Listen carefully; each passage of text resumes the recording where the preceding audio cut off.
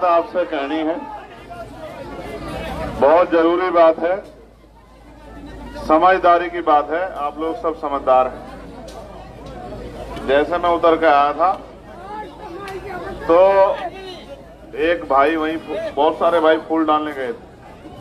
अब वो फूल आंखों में घुस गए। अगर चाहो कुछ दिन रह के काम कर लो तो थोड़ा सा समझदार बनो। अगर आप ही समझो चोट लग जाएगी तो फिर काम ही नुकसान होगा काम का। जिम में वहां से चल के यहाँ गया था, मैं छोड़ के जा सकता हूँ। एक भाई और था जो दूध लेके आया था, उनको जी पकड़ो पकड़ो, मैं कहा वहां तक तो चल कम से कम, एक बार रास्ते में तो हट जा। मैं थार था बाहर हूँ भाई, नो बताओ, मैं थार था बाहर हूँ ना, तब मेरे से बाहर ना मैं थार था बाहर। मैं तो जब तक जीऊंगा आपके लिए अपने लहू का आखिरी कतरा भी लगा दूं। जब से मैं मैदान में हूं, कभी आपने कोई एक मामला ऐसा देखा जब मेरी जरूरत पड़ी और मैं ना मिला हूं? देश भर का, हरियाणा का छोड़ दो, यूपी का, देश भर का कोई मामला। ये बराबर में आपके राजस्थान है, सिरसा पार करके एक घटना हुई थी। वहां 4 बार गया मैं, 4 बार पुलिस ने अरेस्ट कर लिया, चारों बार वापस भेज दिया। भाई आंख में लग रही है, इसलिए समझदार बन जाओ। फिर 5वीं बार मैंने चैलेंज करा सरकार को कि अभी तक तो मैं संवैधानिक तरीके से आ रहा था कि भाई मुझे जाना है, मिलकर आना अपने लोगों से, आज उनको मेरी जरूरत, अब मैं जाकर दिखाऊंगा, आप रोक कर दिखाइयो। पूरी सरकार लग गई और मैंने जाकर दिखाया, 43 घंटे लगे लेकिन मैं गया। तो मैं तो आपसे कह रहा हूं, अभी तक मैं 1 साल पहले तक सड़कों पे काम कर रहा था। फिर आप लोगों ने मुझे वोट देके मेंबर ऑफ पार्लियामेंट बनाया। जब से मैं पार्लियामेंट में गया हूं तब से मैं पार्लियामेंट में आपकी आवाज को, किसानों की, कमेरों की, नौजवानों की, महिलाओं की, हर धर्म के लोगों की, जिनकी भी समस्या मेरे पास आई, चाहे स्कूल की हो, कॉलेज की हो, एजुकेशन की हो, रोजगार की हो, किसानों की एमएसपी की हो, दिल्ली में आपका जो गुरु घर टूट गया उसको बनवाने की, उस सारी चीजों को मैंने उठाया। फिर ये चुनाव आ गया। फिर मैंने सोचा कि भाई चुनाव में अब ये तय होना चाहिए कि अब हरियाणा में भी हमारी ताकत बढ़नी चाहिए, क्योंकि जब तक हरियाणा में हमारा आदमी असेंबली में नहीं जाएगा और जाके बोलेगा नहीं, तब तक काम चलेगा।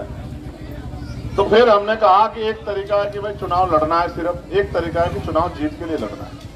तो फिर एक एकता प्रयास बना के, जो हमारे जैसे लोग हैं जो सोचते हैं किसान कमेरों की लड़ाई है, उनको तैयार करते। फिर भाईचारा बना, बातचीत हुई और फैसला हुआ लड़ना है।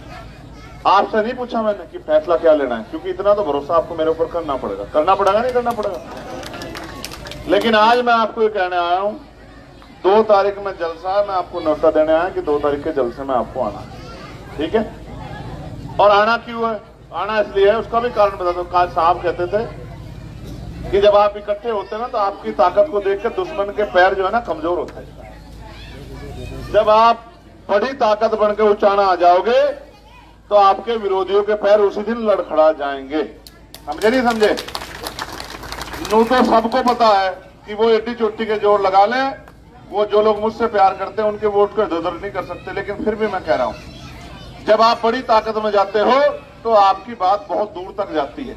समझे? तो एक तो दुश्मन के पैर कमजोर होंगे, एक आपकी बात दूर तक जाएगी और लोगों को यह भी पता लग जाएगा कि जिनको कमजोर समझ के इग्नोर कर रहे हैं वो कमजोर नहीं, वो ताकतवर। और ये आपके हाथ में।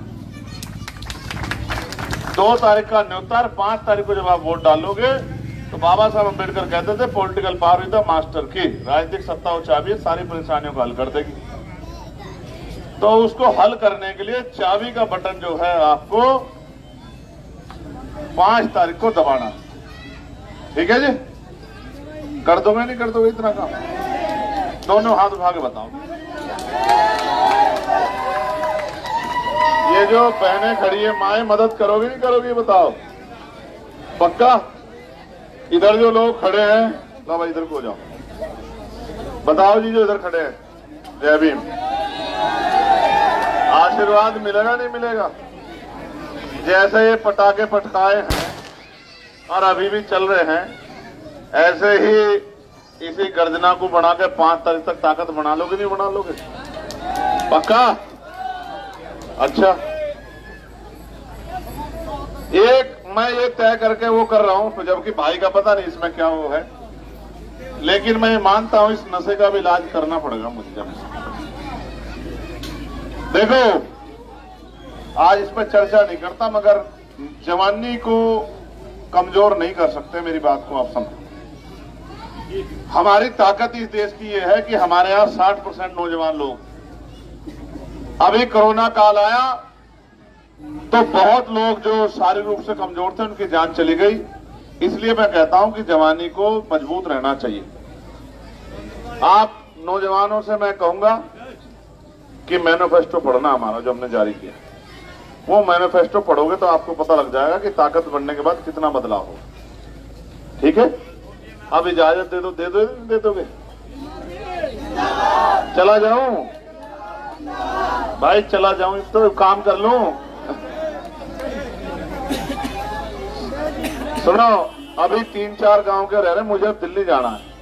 मैं आपसे वादा करता हूं कि आप राजकाज बनवाने में सहयोग कर दो।